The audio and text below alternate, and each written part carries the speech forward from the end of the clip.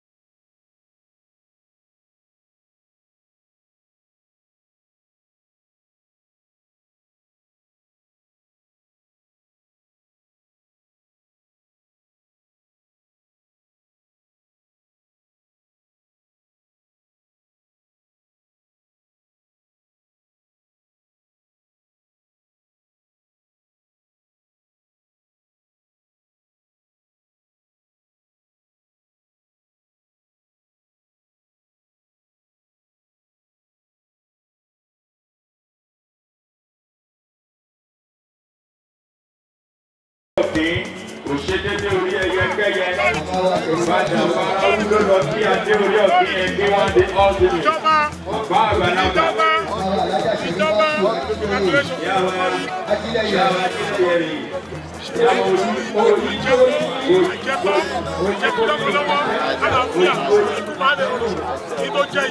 adé orí ọ̀gbìn kò ṣe dédé orí ẹyẹ kẹyẹ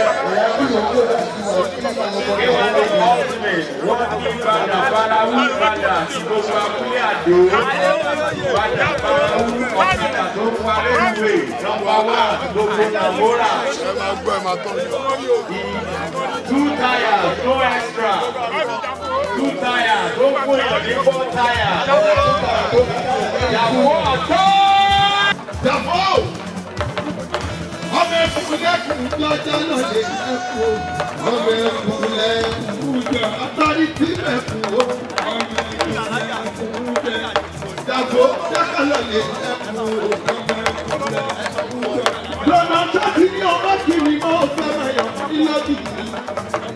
Ẹ wá bá tọ́jú ọ̀nà ewu tí pọ̀ ṣe ní. Ọlọ́run rínú láti PDP. Oyè ọdẹ tó jẹ́ tó ṣẹ́dúdé Elédùmarè ara wọn ni wọ́n pa. Àwọn abẹnugbà gbàyà bí ẹsẹ̀ ẹ̀ṣẹ̀ kòtò. Àwọn abinúgbà gbàdú bí ọkọ̀ tí lọ sódì ṣá. Lọ́dọ̀ ẹ bá ń tọ́jú. Ṣàmì àlọ́bà. Akílẹ̀ tó bá wúlẹ̀ àdó. Àwọn ilé olórí ọ̀pọ̀ ilé rẹ̀.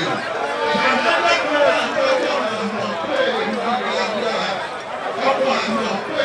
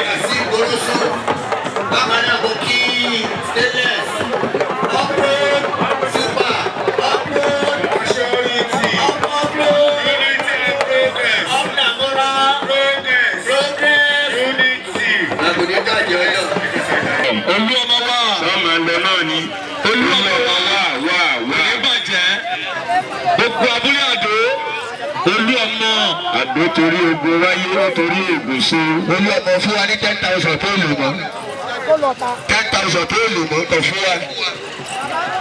Sakiru dín àdìo yíṣá ojú orí tiẹ̀ olú ẹ̀rọ wà gba yìí. Ṣínkó lọ́gọ́rí stage. Ṣínkó yáwóyá. Brother, we don't have the time. Tí adé orí ọ̀kín bá ti mount podium kò sọ́wọ́ mọ́ o. Kábíyèsí ti fẹ́ jó. Aró ẹ̀jẹ̀ láyà bọ̀. Aya 2 minutes lọ́wọ́ wọn ni. Bóyá ẹ bá wa pé ṣé ẹ bá gbé tírèènì àbí kí lẹ́ ṣe. Wọ́n máa gbé tírèènì. Ẹ jẹ́ lọ sí ọ̀dọ̀ Jafo authority. Yes, àlèmá láǹfààní àti máa pè wọ́n wá bí.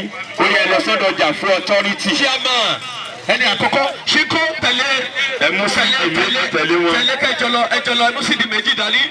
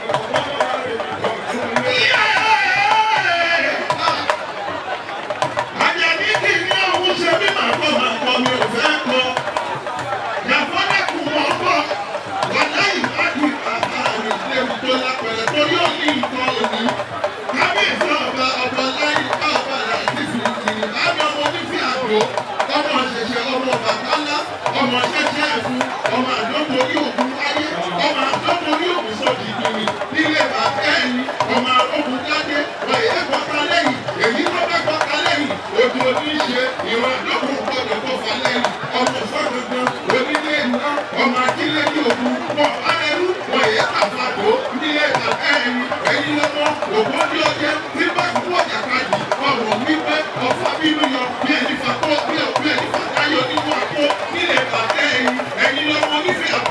ọmọ ajá bí ìwúlò ẹ̀wọ̀n ìpè. Please subscribe to Face TV Africa and turn the notification on. Face TV Africa, ẹ jọ̀ọ́, subscribe, hete. Face TV was Swoby.